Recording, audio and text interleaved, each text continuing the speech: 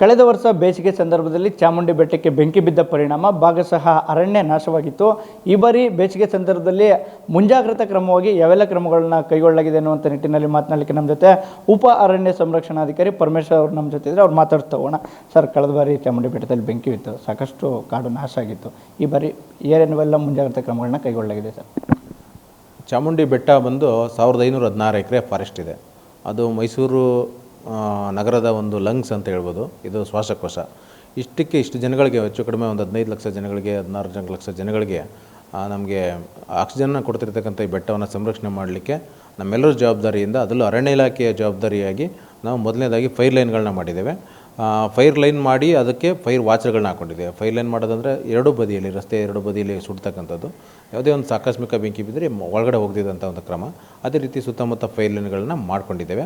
ಮತ್ತು ಬೆಟ್ಟದ ಸುತ್ತ ಏನು 17 ಕಿಲೋಮೀಟ್ರ್ ಪೆರಿ ಇದೆ, ಆ ಸುತ್ತಲೂ ನಾವು ಫೈರ್ ವಾಚರ್ಗಳನ್ನ ಹಾಕ್ಕೊಂಡಿದ್ದೇವೆ. 10 ಜನ ವಾಚರ್ಗಳನ್ನ ಹಾಕ್ಕೊಂಡಿದ್ದೇವೆ.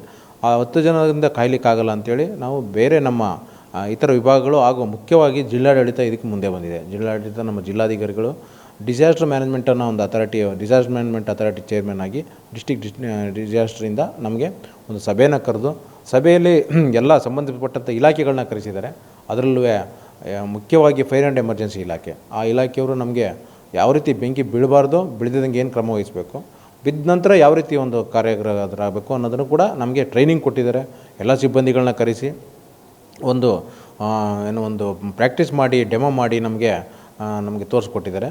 ಮುಂದುವರೆದು ಇನ್ನೂ ಮುಂದೆ ಹೋಗಿ ನಾವು ಈ ವಾಚರ್ಗಳನ್ನ ಮತ್ತು ಇಲ್ಲಿ ಬರೀ ನಮ್ಮ ಅರಣ್ಯ ಇಲಾಖೆ ಜವಾಬ್ದಾರಿ ಅಲ್ಲ, ಇದು ಕಾಡನ್ನು ಕಾಯೋದು ಇದು ಎಲ್ಲರದ್ದು ಜವಾಬ್ದಾರಿ ಅಂತೇಳಿ ಅಲ್ಲಿ ಹೋಗ್ತಕ್ಕಂಥ ಭಕ್ತಾದಿಗಳಿಗೆ ಅರಿವು ಮೂಡಿಸ್ಲಿಕ್ಕೆ, ಮತ್ತು ಭಕ್ತಾದಿಗಳಿಂದ ಯಾವುದೇ ತೊಂದರೆ ಆಗ್ತಿದ್ದಂಗೆ ಅಲ್ಲಿ ನಮ್ಮಲ್ಲಿರ್ತಕ್ಕಂಥ ಚಾಮುಂಡಿ ಬೆಟ್ಟ ಡೆವಲಪ್ಮೆಂಟ್ ಅಥಾರಿಟಿ ಅಂತ ಏನಿದೆ, ಅಲ್ಲಿಯ ಅಧಿಕಾರಿಗಳಿಗೆ, ಅದರಲ್ಲೂ ಇಒಗಳು ಮತ್ತು ಅಥಾರಿಟಿಯ ಅಧಿಕಾರಿಗಳಿಗೆ ನಮ್ಮ ಜಿಲ್ಲಾಧಿಕಾರಿಗಳು ನೇರವಾಗಿ ನಿರ್ದೇಶನ ನೀಡಿದ್ದಾರೆ. ಅವರು ಕೂಡ ಅರಣ್ಯ ಇಲಾಖೆಗೆ ಜೊತೆ ಕೈ ಜೋಡಿಸಿ ವಾಚರ್ಗಳನ್ನ ಕೊಡಬೇಕಂತೇಳಿ ಅವರು ನಿರ್ದೇಶನ ನೀಡಿದ್ದಾರೆ.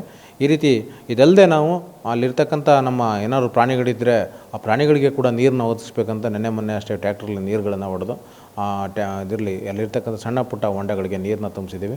ಈ ರೀತಿ ಎಲ್ಲ ಮುಂಜಾಗ್ರತೆಗಳನ್ನು ಕೈಗೊಂಡಿದ್ದೀವಿ. ಯಾವುದೇ ರೀತಿ ಬೆಂಕಿ ವರ್ಷ ಆಗಲ್ಲ ಅನ್ನೋ ಒಂದು ನಮ್ಮಲ್ಲಿ ಇದಿದೆ. ಮತ್ತು ಎಲ್ಲಕ್ಕಿಂತ ಮುಖ್ಯವಾಗಿ ನಮ್ಮ ಸುತ್ತಮುತ್ತ ಇರತಕ್ಕಂಥ ಸುತ್ತಮುತ್ತ ಇರತಕ್ಕಂಥ ನಗರವಾದ ಪ್ರದೇಶಗಳಾದಂಥ ಲಲಿತಾದ್ರಪುರ ಇರ್ಬೋದು, ಈ ಕಡೆ ನಮ್ಮ ಬಂಡಿಪಾಳ್ಯ, ಇಲ್ಲಿರ್ತಕ್ಕಂಥ ಜನಗಳಿಗೆ ಕೂಡ ತಿಳುವಳಿಕೆ ಕೊಟ್ಟಿದ್ದೀವಿ.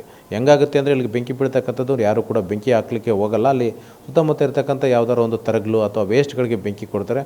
ಅದರಿಂದ ಅದು ಚಾಮುಂಡಿ ಬೆಟ್ಟಕ್ಕೆ ಹೋಗ್ತಕ್ಕಂಥ ಎಲ್ಲ ಸಾಧ್ಯತೆಗಳಿರ್ತವೆ. ಹಾಗಾಗಿ ಆ ರೀತಿ ಸುತ್ತಮುತ್ತ ಇರತಕ್ಕಂಥ ಓನರ್ಸ್ಗಳಾಗಿರ್ಬೋದು, ಸುಮಾರು ಮಠಗಳಿದ್ದಾವೆ, ಮಠಗಳಿಗೆ ಮತ್ತು ಜನವಸತಿ ಪ್ರದೇಶಗಳಿಗೆ ನಾವು ಮಾಹಿತಿ ಕೊಟ್ಟಿದ್ದೇವೆ. ಯಾವುದೇ ರೀತಿ ಬೆಂಕಿನ ಹಾಕಬಾರ್ದು, ಹಾಕಿದ್ದೆ ಅದರಲ್ಲಿ ನಮ್ಮ ಗಮನಕ್ಕೆ ತರಬೇಕು, ಮತ್ತು ನಿಮ್ಮದು ಕೂಡ ಇದರಲ್ಲಿ ಜವಾಬ್ದಾರಿ ಇದೆ ಅನ್ನೋದನ್ನು ತಿಳುವಳಿಕೆ ಮಾಡಿ ಕೊಟ್ಟಿದ್ದೀವಿ. ಇಷ್ಟು ಮುಂಜಾಗ್ರತಾ ಕ್ರಮಗಳನ್ನ ಕೈಗೊಂಡಿದ್ದೀವಿ. ಯಾವುದೇ ಬೆಂಕಿ ಆಗದಂಗೆ ನಾವು ಕಾಪಾಡ್ತೀವಿ. ಇನ್ನು ಚಾಮುಂಡಿ ಬೆಟ್ಟದ ಒಳಗೆ ಅತಿಕ್ರಮವಾಗಿ ತೆರಳುವಂಥವ್ರು, ಅಲ್ಲೇನಾದರೂ ಬೆಂಕಿ ಹಾಕುವಂಥವ್ರ ಮೇಲೆ ಯಾವ ರೀತಿ ನಿಗಾ ವಹಿಸ್ಬೋದು ಸರ್ ಅಂತ? ಚಾಮುಂಡಿ ಬೆಟ್ಟಕ್ಕೆ ಅತಿಕ್ರಮಣವಾಗಿ ತರಲಿಕ್ಕೆ ಯಾವುದೇ ಅವಕಾಶ ಇಲ್ಲ. ಯಾಕಂದರೆ ರಸ್ತೆಯಲ್ಲಿ ಹೋಗಬೇಕು, ರಸ್ತೆಯಲ್ಲಿ ಬರಬೇಕು, ಯಾವುದೂ ಕೂಡ ವಾಹನಗಳನ್ನು ನಿಲ್ಲಿಸಬಾರ್ದು ಅನ್ನೋದನ್ನು ನಾವು ಮನವರಿಕೆ ಮಾಡಿಕೊಡ್ತಾ ಇರ್ತೇವೆ.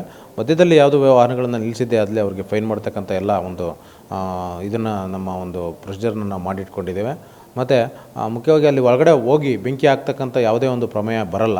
ಅದಾಗಿ ರಸ್ತೆ ಬದಿಯಲ್ಲಿ ಮತ್ತು ಸುತ್ತಮುತ್ತ ಇರತಕ್ಕಂಥ 17 ಕಿಲೋಮೀಟ್ರ್ ವ್ಯಾಪ್ತಿಯಲ್ಲಿ ನಾವು ಕಾದಿದ್ದೆ ಆದರೆ ನಾವು ಬೆಂಕಿ ಆಗದಿದ್ದಂಗೆ ಕಾಯ್ತೇವೆ, ಆಗದಿದ್ದಂಗೆ ನೋಡ್ಕೊಬೋದು ಅನ್ನೋದು ನಮ್ಮ ಅಭಿಪ್ರಾಯ. ಈ ಬೆಂಕಿ ಬಿದ್ದಂಥ ಸಂದರ್ಭದಲ್ಲಿ ಏನಾದ್ರು ಸ್ಪೆಷಲ್ ಹೆಲ್ಪ್ಲೈನ್ ಈ ಥರ ಏನಾದ್ರು ಸಾರ್ವಜನಿಕರಿಗೆ ಕೊಡಲಾಗ್ತಾಯಿದೆ ಹೇಗೆ ಅಂತ?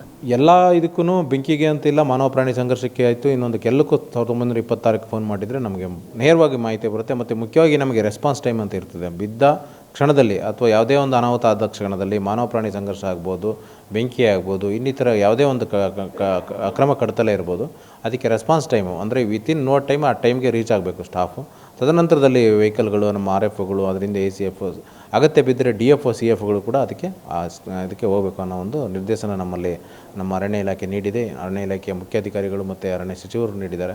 ಅದರಂತೆ ನಾವು ರೆಸ್ಪಾನ್ಸ್ ಟೈಮ್ ಅಂದರೆ ನಾವು ಸ್ಪಂದಿಸ್ತಕ್ಕಂಥ ಒಂದು ಕಾಲ ಏನಿದೆ ಅದನ್ನು ತುಂಬ ಕಡಿಮೆ ಮಾಡ್ಕೋಬೇಕು. ಆದ ತಕ್ಷಣ 5-10 ನಿಮಿಷದಲ್ಲಿ ನಮ್ಮ ಸ್ಟಾಫ್ಗಳು ಅಲ್ಲಿಗೆ ಹೋಗಬೇಕು ಅನ್ನೋದನ್ನು ಕೂಡ ನಾವು DCC ಅಂದರೆ ಡಿವಿಷನಲ್ ಕಮಾಂಡ್ ಕಂಟ್ರೋಲ್ ರೂಮ್ ಅಂತ ಮಾಡ್ಕೊಂಡಿದ್ದೇವೆ. ಅದಕ್ಕೆ ಮಾಹಿತಿ ಬರುತ್ತದೆ 1926ಇಂದ. ಅವರು ಇಮಿಡಿಯೇಟಾಗಿ ನಮ್ಮ ಇಲಾಖೆಯ ಎಲ್ಲ ಸಿಬ್ಬಂದಿಗಳಿಗೆ ಮಾಹಿತಿ ನೀಡ್ತಾರೆ.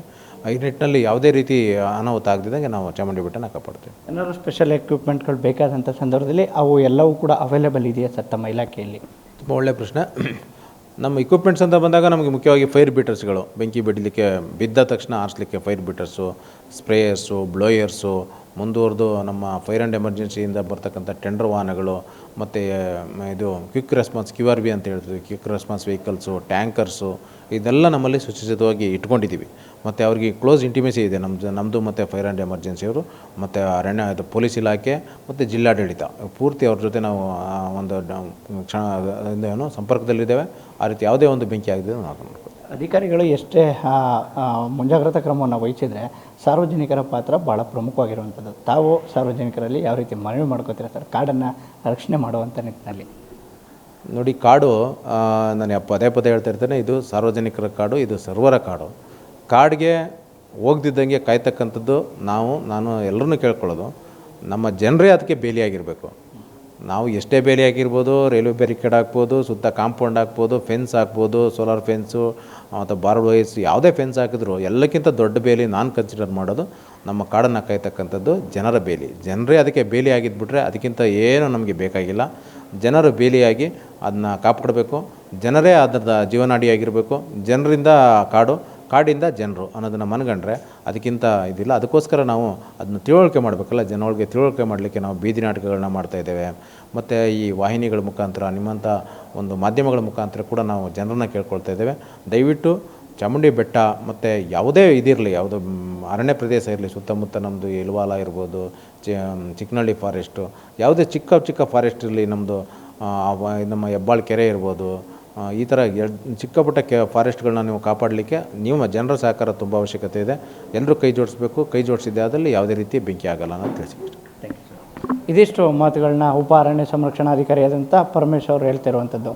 ಅಂದರೆ ಈಗಾಗಲೇ ಚಾಮುಂಡಿ ಬೆಟ್ಟದ ಸಂರಕ್ಷಣೆಗೆ ಬೇಸಿಗೆ ಸಂದರ್ಭದಲ್ಲಿ ಯಾವೆಲ್ಲ ಮುಂಜಾಗ್ರತಾ ಕ್ರಮಗಳನ್ನ ಕೈಗೊಳ್ಬೋದು, ಆ ಎಲ್ಲ ಮುಂಜಾಗ್ರತಾ ಕ್ರಮಗಳನ್ನು ಕೈಗೊಳ್ಳಲಾಗಿದೆ ಅನ್ನುವಂಥ ಮಾತುಗಳನ್ನ ಹೇಳ್ತಾ ಇದ್ದಾರೆ. ಕ್ಯಾಮ್ರಾಮನ್ ಸಂಜಯ್ ಜೊತೆ ಅನಿಲ್ ರಾಜೇಶ್, ಪ್ರಜಾನುಡಿ, ಮೈಸೂರು.